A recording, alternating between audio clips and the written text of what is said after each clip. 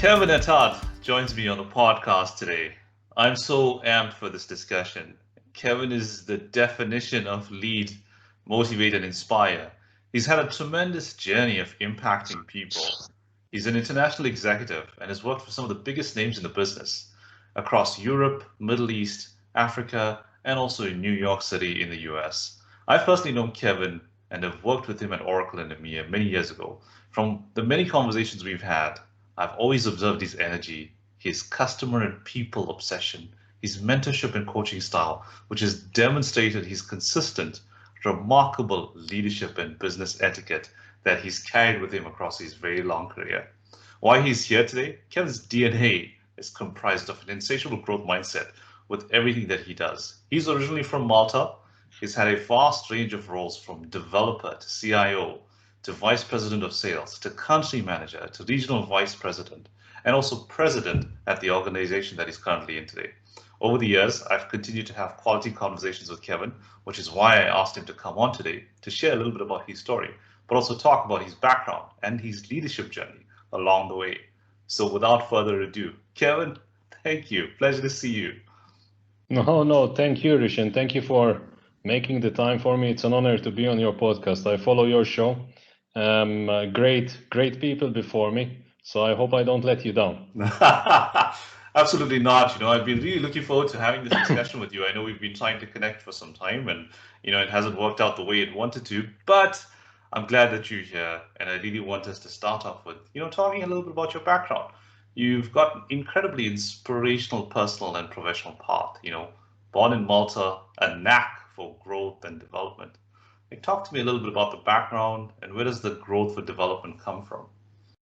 Okay, that's a great question to start with, Rishan. So as you've said, I'm from a tiny island of Malta. For the international audience, it's a small island under Italy, basically, in the middle of the Mediterranean. And whoever comes from a tiny island, I would say in his DNA, her DNA, you will always have the yes-do attitude, the can-do attitude, the never-give-up attitude, and managing to do a lot of stuff and attaining a level of self-sufficiency. Of course, no man's an island, don't get me wrong. That is, we're very much, relying and cooperating with others. But on the other side, we cannot just look at others. We need to take the driving seat from our end. We cannot be in the passenger for sure, and we need to drive. So looking back at the DNA, I think, Rishan, being an islander myself, who for the past 15 years have lived in 6 different countries and 4 continents, so change is part of something that inspires me and drives me and full of energy, what you were referring before.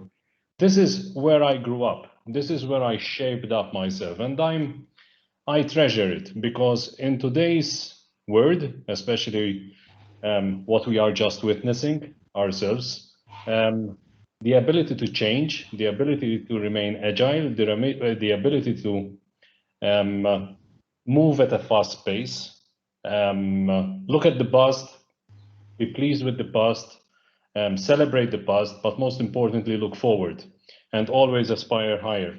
So I would say this is what inspired me starting from a very young age after my college as a programmer, which gave me enough, I would say, technical ability of knowing what I am talking about, but then also doing my best to always advance in my career. And again, if I have to give one advice, the people you make it with shape you. And I always say that you always need to have people around you who you consider and you aspire to be themselves. So basically, I would say I had the honor to have some great colleagues and team leaders in my organizations that aspired me. So that always kept me, I would say, wanting more, pushing to the limits, and trying to achieve more. So this, I would say, in summary, Rishan, what has evolved me over the nearly 30 years of career now that I'm in the business. I'm sensing a lot of the drive, the work ethic, and I appreciate you sharing the context there just in terms of coming from the small island and absorbing and expanding on that mentality as well.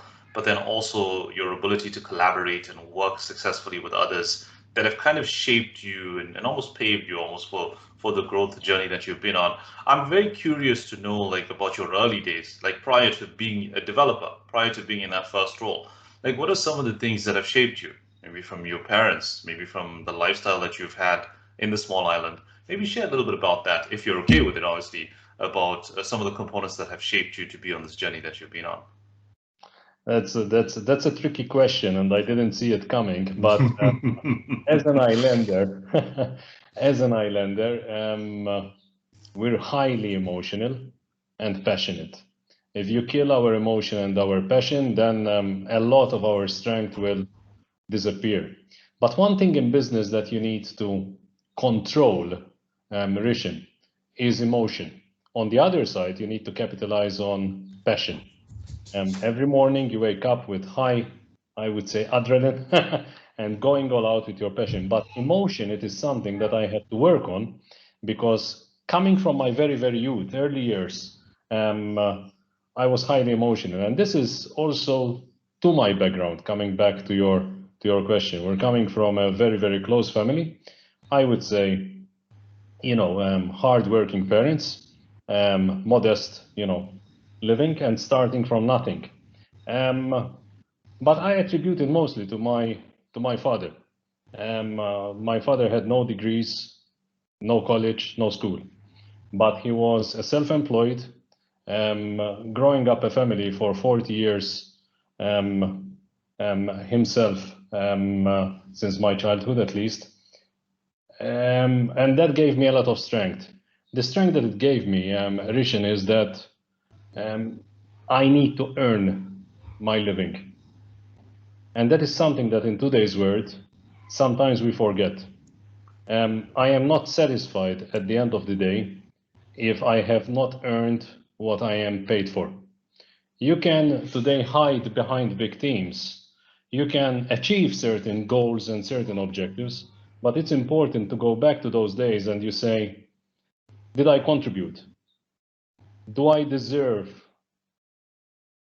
my reward, financial reward, at the end of the day?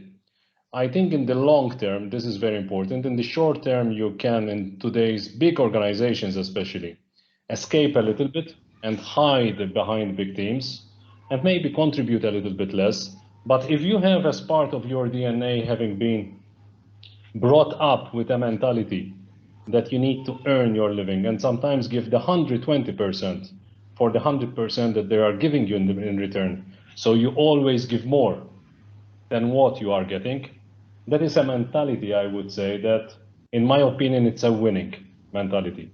I always respect everyone's view, but since you asked me the question, and that is something from an upbringing perspective, and these are, and you remember our times in South Africa, every time that I take over a team, any team, and I love situations where I am building or changing, normality for me doesn't work so well, to be honest with you. Continuity. I like change. I like to build, and I like to build. So yes, from that perspective, I always lay down the 10 principles, basically. And these 10 principles they don't change. That is, principles make you, principles form you, and they normally are related to your upbringing. So massive kudos to your dad and to your parents, and I appreciate you sharing that additional context there, just in terms of your upbringing, just in terms of how to think about actually being good versus just looking good, but also eliminating that sense of entitlement where you earn what you work for, you earn how you perform and what you demonstrate, right? But I think you also have, in addition to that, and I've personally seen that, you also have this ability to just bring people together just with teamwork, just with the culture, just with collaboration. I've been very early in my career when I had the opportunity to connect with you. You came over as the country manager in South Africa. I remember it very vividly, actually. You had the opportunity. You really took the moment to create that space of growth, create that space of teamwork, create that space of collaboration. I even remember some of the blogs that you used to do on a weekly basis just to rally up and create that energy. I guess where I'm going with that, Kevin, is what would you say are some of the things from your early days that shaped you to be in such a position to create teamwork, create that collaboration, bring people together? Where does that come from? I think first it comes from sports. Sports is all about teamwork. You can survive a match or two, or if you are a cyclist, or if you are a footballer, or you are a rugby player, or anything like this, you can survive a match or two, as we were saying, or a race, being a prima donna. But as they say, if you want to run fast, go on your own. If you want to go the long way, go with others. And teamwork for me is critical. If we take the example of South Africa, that beautiful year that I spent over there leading amazing talent in South Africa, and I send them my best regards because I think that was one of the best years in my career, where it really fulfilled me. I really could see change happening, Right. Positive changing happening every single day. So there's no space for prima donnas in business. Yes, in certain situations you need that striker, you need that game changer, absolutely. But we are here, I think, for the long run. And for a career of 40, 50 years sometimes, you cannot run on your own. You're as good as your people. One thing that helped me in my career, Rishan, again, is basically the charismatic approach. I think being a Mediterranean, we're a bit charismatic, if I may use that expression. I think we've taken from the Italian, at least that aspect of our culture. And this attracts people, rewarding people, fulfilling people, praising people, but sometimes pulling the ear of people as well. That's important as well, because in leadership, it's not about just compliments, but about taking the right decisions at the right time. So that's what I attributed teamwork for me is critical. And if you see, again, going back as we started, in any sports, especially even those that you see as one-man shows, behind them there is a team. We're recording this session after Hamilton's win yesterday in Spain of the Formula One. He's striving, he's doing great, but when you hear him on the radio yesterday, the first thing that he said to his team, to Mr. Wolf, that is the team manager of his particular car brand, so that I keep very away from from brands and teams. But on the other side, the first thing that he said is, "You're an amazing team. You're an amazing team. The strategy that you developed for this race made us win." Yes, he was behind the wheel. Yes, he was the one taking decisions at 200, 300 kilometers an hour. But on the other side, behind him, he had the strength of a team. So for me, that team, which with it brings the other two T's that I always use, I'm on a triple T concept. I always say teamwork, I always say trust, and I always say transparency. That's really good, Kevin. Look, we'll forgive you. I know you talked about teamwork there being a key thing and the supports being behind it, but we'll forgive you for being a Liverpool fan just for this next 30 minutes at least, right? But in terms of, in terms of your migration to South Africa, just, taking over that role, one of the things I've seen you do is immerse yourself in the culture. Like I specifically remember you did a keynote at one of the largest events across the country down in Cape Town. I remember you putting on the local sports team shirt, coming on and referencing the local languages, etc. Like, I'd love to get your opinion around cultural adaptability. Like, how did you find that? And how did you immerse yourself into the culture, making that change from Europe to South Africa? When we can name the company, when Oracle has taken me to South Africa to infuse change as well, and that was a great opportunity. I'll be very honest with you. I knew very little of South Africa. It's different visiting the country for a week or giving a keynote or attending some customer meetings from actually living in the country. That's a huge difference. And when you are about to start living in a country, you need to adapt to the cultural I would say, priorities of the country. Yes, you will have your own principles, which despite going into a new country or whatever, you will stick to them. But on the other side, you need to adapt. And adaptability today, again, in a fast-paced environment and economy, both socio-political and all of the stuff, is key. So one thing that I loved about South Africa and other countries as well, but South Africa, where it comes to passion, I think is the number one, in my opinion at least, is that you will be much more accepted when they start feeling that you're part of them. You have become part of their culture. Yes, they expect you to bring an outside-in perspective. They don't want just to change you and become part of them and you start thinking with the same mentality and all of this stuff, because then you will obviously reduce the impact that you have been brought in for, because you have to bring in new insight. But on the other side, where it comes to sports, for argument's sake, where it comes to certain practices, where it comes to certain restaurants, where it comes to certain, sports and all of this stuff, those little things, those little ingredients, I would say, will end up in a very nice recipe. And that is something that I've learned along the way. I've learned that sports and the rugby and all of this stuff is something of high passion towards South Africa. So by just ensuring that you are following, and not just to tick the box, because allow me to say this one, Rishan, you can't fake it. You can't fake it. And that's where the charismatic and the trust and transparency comes in. They need to feel you. People need to feel that you're not faking it. And I think this is something that I can do quite well, and I try to transmit it as well.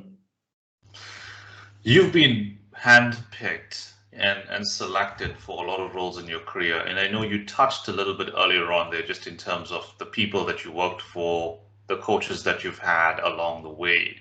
If I were to go back and ask the leaders that handpicked you specifically from the role that you were in Europe, and then transitioned you to be the president of Oracle South Africa specifically, what would you say those leaders say the reasons were for them putting you in that role? I think without any single of a doubt, trust.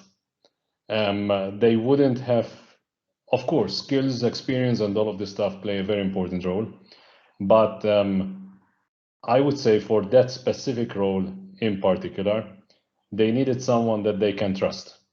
And trust that the person is going to elevate the whole team with him. So I would say that I've gained the trust based on the principles that we were talking before. Obviously, at the end of the day, Rishan, we are here to do business. Let's not forget why we exist in this business world. So having the ability, of course, to build a strong team, to generate strong business and all of this stuff is important. But as I've said before, in order to do that, especially in organizations like the ones that we are talking about, you can't do it on your own. So the leadership at that time, of course, would they have had other options? No doubts about it. But maybe I was the right person for that particular role. And then obviously others followed. But I would attribute it to trust. And then another leader that I had in a different organization, because obviously everywhere you learn from people, and I'm sure you have read this quote yourself. Trust is gained in drops, but is lost in buckets. And this is Bill McDermott, and he is quoted in his book and all of this stuff. And that is a quote that I will never forget, because that is very, very true. So again, you can't fake it. It's there for the long term, and you need to earn it. You need to earn it. It's not granted to you.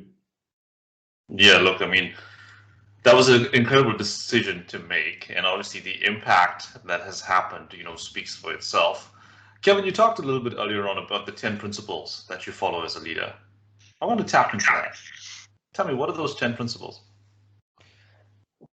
So listen, the first one that I always start with is the triple T concept that I already attributed to. I think in every situation that I've been in, including the very, very current one, teamwork, trust, and transparency, that is something that is always, I would say, relevant, okay? In any business organization and any team that I led. Imagine a situation where you go and you say, I want prima donnas. Imagine a situation where you say, I don't want any trust between you. And imagine a situation where you go and tell your team, if you are in a sales organization, I don't want you to be transparent with me. These are obvious triple T concept, if I may call it like that, something that I tried to invent myself. No rocket science, by the way. But on the other side, simplicity, basics, can really, really shape it. So that is point number one. The second one, and it's not that I'm going to go into the 10 of them, Rishan, but at least highlight a couple of them, Of course. which in my opinion are very important.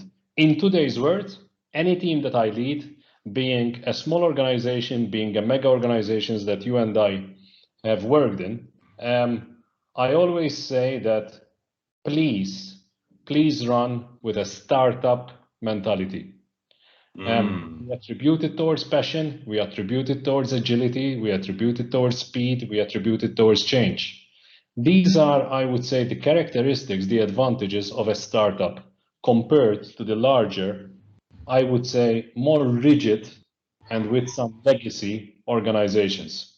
So can you imagine the combination of a large organization but working with a mentality of a startup?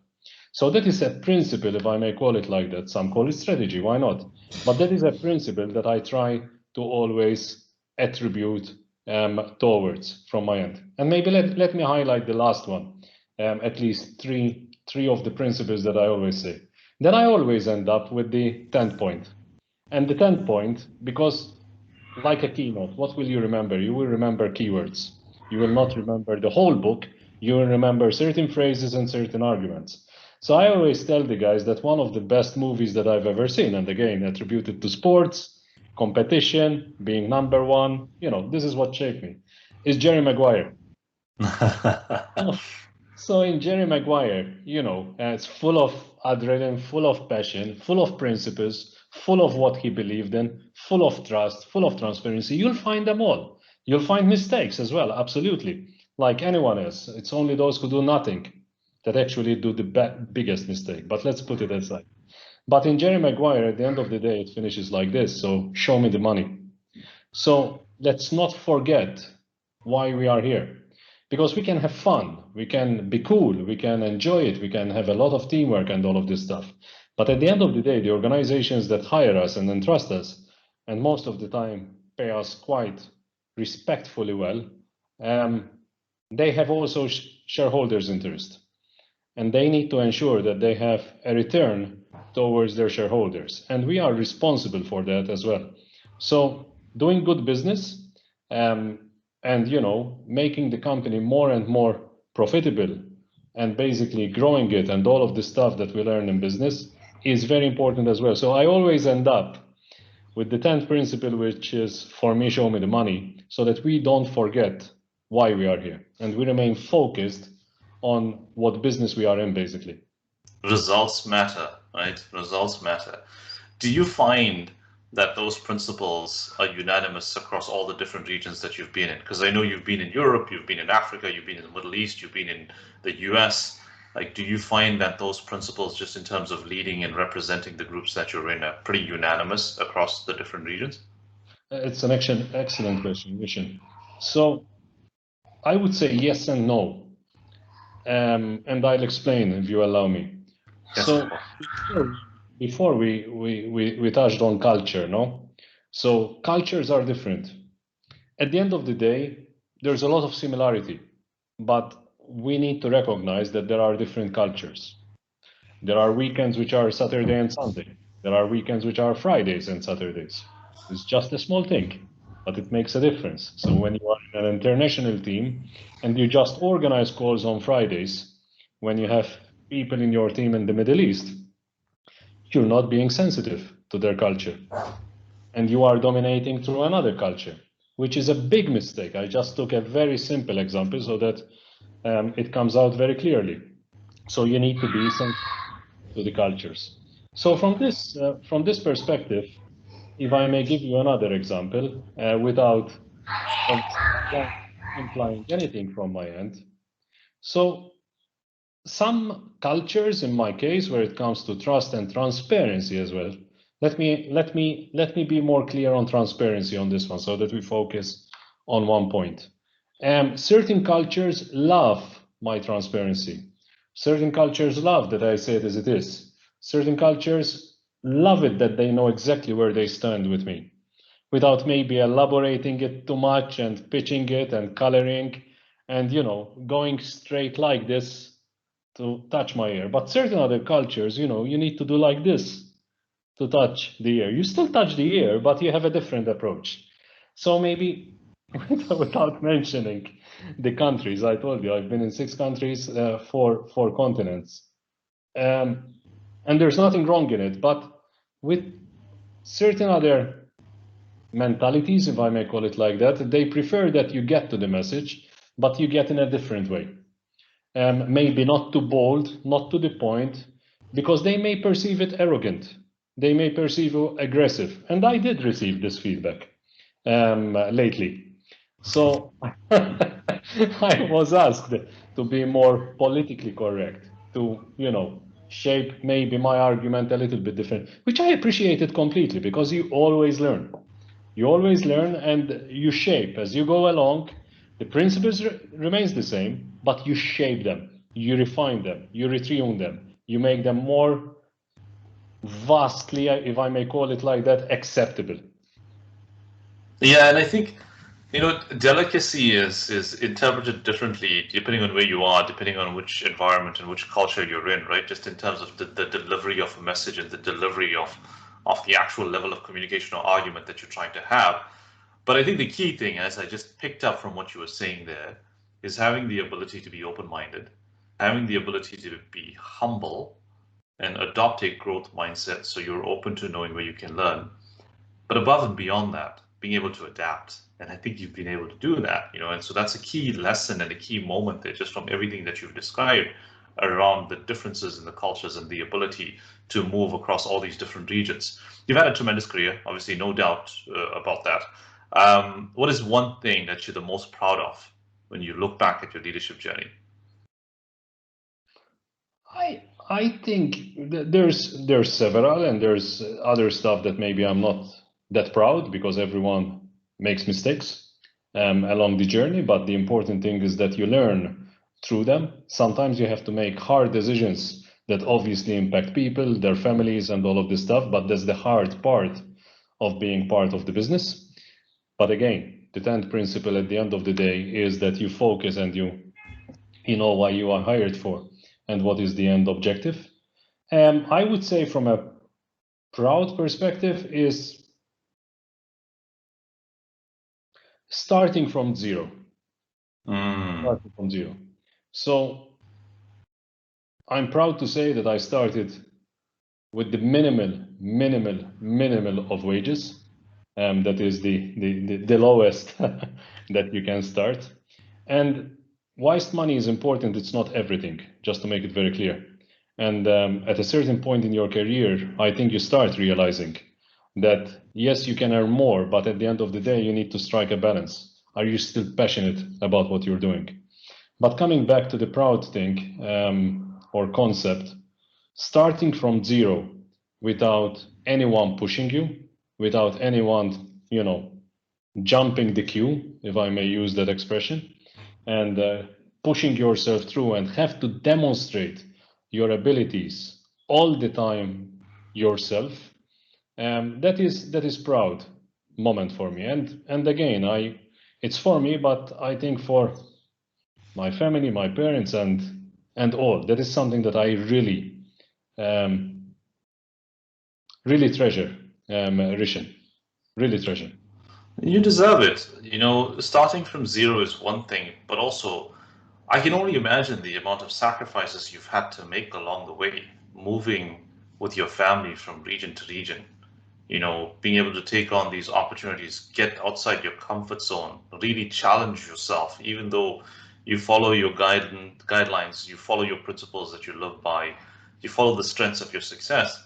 But I'm sure there's a lot of getting outside that comfort zone and just being able to challenge yourself and grow, right? And the results speak for itself, of course. Long from now, when we talk about the leadership journey of Kevin Attard, what is the one thing you'd want to be known for? I think that I've been fair.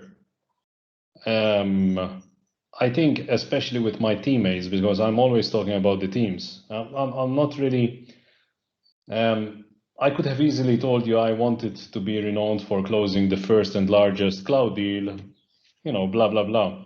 I think this comes and goes. Everyone has the ups and downs in the careers. Yes. Have you been proud of closing such business? Have you been proud of winning from competition? Have you been proud of penetrating certain accounts and growing the business so much? Absolutely. But your question is quite deep. Something that you want to be remembered for. And that is, I think, fairness.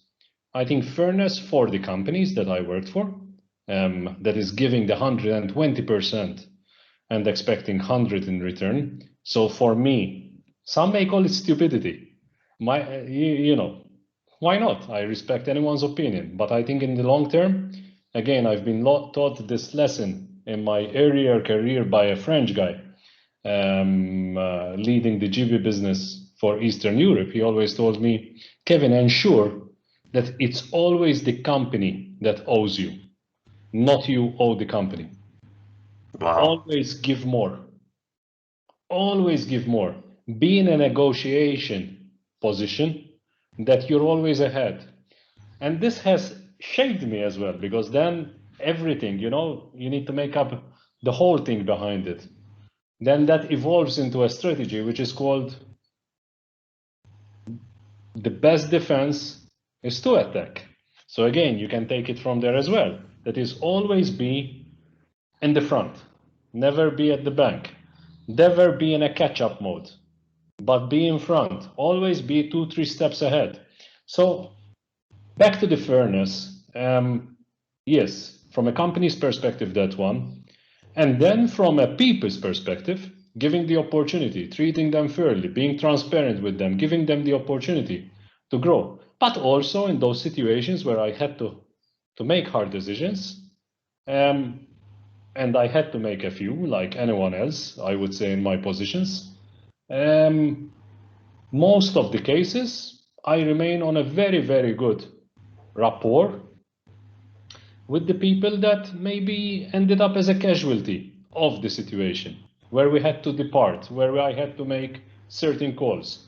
But again, if it is fair, I think you remain respected.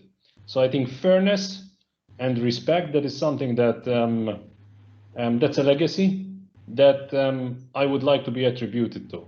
You lately interviewed some ex-bosses of mine at Oracle specifically. They have gained everyone's respect because of those characteristics. And again, those leaders have shaped me, because you take the best out of them and you shape up yourself throughout the way. That is amazing, and what a great place to leave it, Kevin. Thank you so much for taking the time to do this. I hope we get to have this conversation again. There's so much of good stuff and so much nuggets that come out just from your experience, your leadership journey, but above and beyond that, just who you are as a person, who you are as an individual. I respect and admire that, and I just want to say thank you so much for taking the time to do this. No, thank you, Rishan. I'm expecting a calendar invite. Let's set it for 20 years from today. Okay, absolutely.